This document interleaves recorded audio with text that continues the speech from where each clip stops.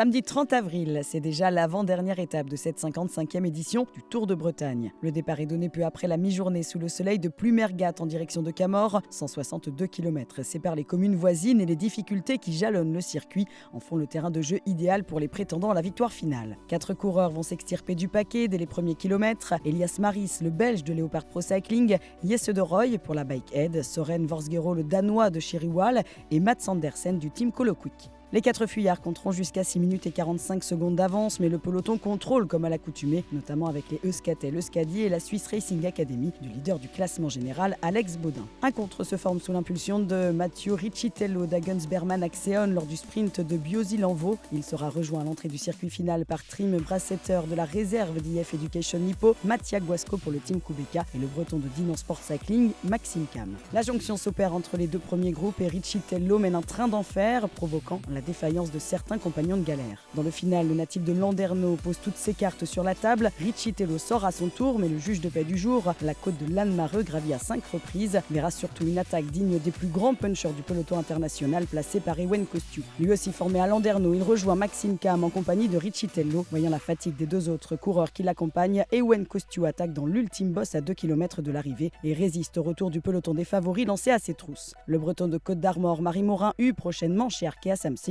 s'offre ainsi à Camors la plus belle victoire de sa jeune carrière. Le niveau est homogène concernant les favoris à la victoire finale, aucun écart significatif n'est à enregistrer. Alex Baudin portera le maillot vert à ruban blanc au départ de l'ultime étape entre Pluimilio et Lannion.